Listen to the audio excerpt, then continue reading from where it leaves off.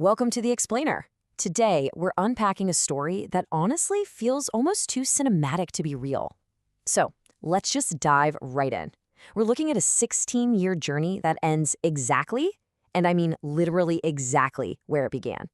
It's this incredibly cyclical narrative full of immense promise, absolutely crushing pressure, and an ultimately poetic conclusion. We are breaking down the final chapter of one of football's most debated, electric, and enduring icons, Neymar.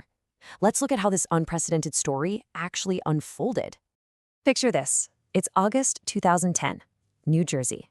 A 19-year-old boy steps onto the pitch at MetLife Stadium. It's a massive arena he's never played in before. He's this fresh-faced teenager, straight out of Santos, carrying just a whole world of hype on his shoulders. And what does he do? He scores. Nobody in that roaring crowd knows it yet, but they've just watched the opening scene of a colossal 16-year international career. It was the ultimate promise of magic. Now hold that image in your mind and fast forward with me to July 2026. Same stadium, same iconic yellow shirt, but a vastly different man. He's 34 years old now. This is a veteran whose body is quite literally breaking down. Those legs that used to just effortlessly dance through defenses, they are now held together by tape, ice, and sheer willpower. It's an absolutely staggering contrast between the beginning and the end of this journey. Part 1. The weight of Brazil, a nation's expectations. To really understand this story, you have to understand the shirt itself. Brazil doesn't just play football, they are football. That 5-star shirt carries a standard that, frankly, no other nation has to live up to. This was the teenager meant to succeed absolute legends. Pelé, Ronaldo, Ronaldinho. And the incredible fact is, by October 2023, he did something almost unthinkable. He actually passed Pelé to become Brazil's all-time leading scorer. It was this monumental, historic peak quietly tucked away just before tragedy struck again. Because it became a brutal, relentless cycle. 2014, a broken vertebrae on home soil. 2018, quarterfinal heartbreak. 2022, yet another agonizing exit. And then, just weeks after passing Pelé in October 2023, tragedy strikes against Uruguay. A torn ACL and a torn meniscus. His knee gave out, and he wouldn't wear the national team's shirt again for nearly 3 years.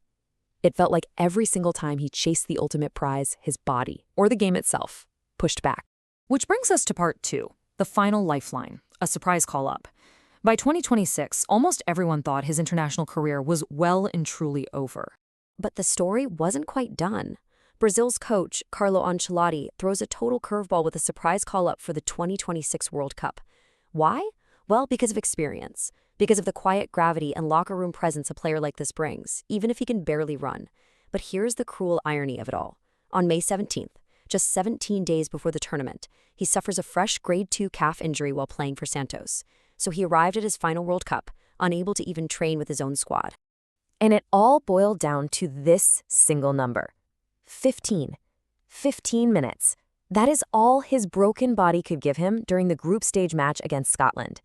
After 3 years of grueling recovery away from the national team, a torn knee, a torn calf, and an entire nation waiting, he was granted a mere 15 minutes on the pitch. Part 3. The waiting game. Minutes rationed.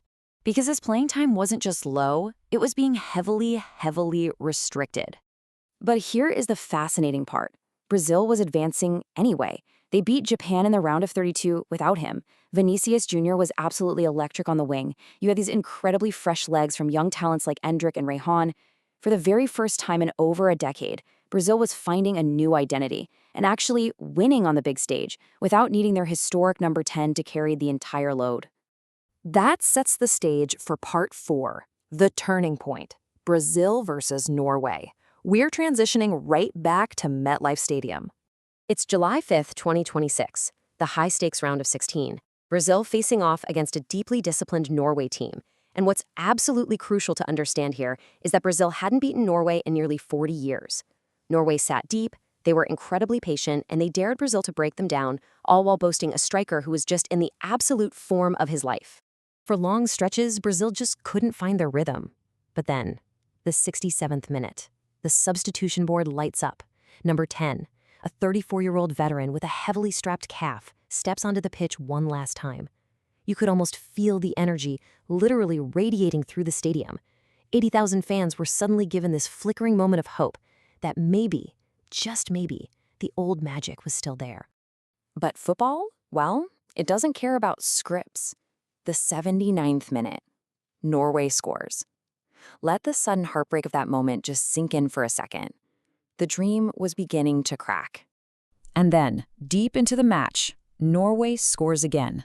2 goals, one unstoppable Norwegian striker, and 80,000 fans falling into complete and utter silence. The script did have one final bittersweet twist, though. Stoppage time. A penalty is awarded to Brazil, and the man who scored his very first international goal in this exact stadium 16 years prior steps up. He scores. It mirrors that very first moment perfectly. But this time, the final whistle blows. It's just not enough. 1990, losing 2-1 meant this was Brazil's earliest World Cup exit since 1990. That is a massive, jarring statistic for a team adorned with 5 stars. Part 5. A poetic goodbye. A definitive ending. Let's move from the sting of that sudden defeat to a solemn, highly respectful reflection on what happened next. The immediate aftermath was just a deeply human scene. He sank straight to the turf. Teammates who had literally grown up idolizing him knelt beside him, arms wrapped around a legend who suddenly looked incredibly vulnerable. And those 80,000 people, they stayed in that stunned silence.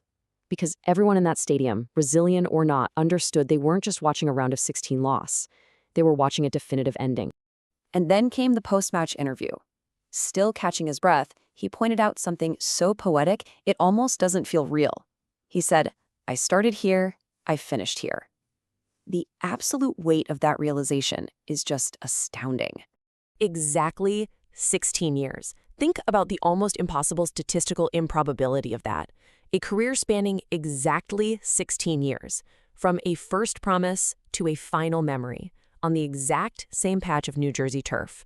A boy arrived there as a promise, and a man left there as a memory. Now, it would be really easy to just point fingers, but let's look at this impartially. On one side, you had a battered team and a talisman running out of time, fighting as far as their stacked injuries would allow them.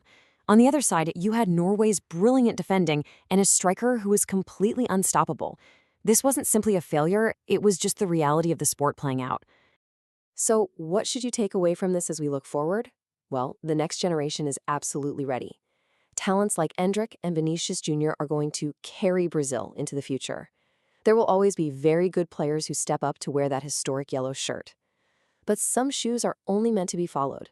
The specific, highly individual magic of this particular number 10 is completely irreplaceable.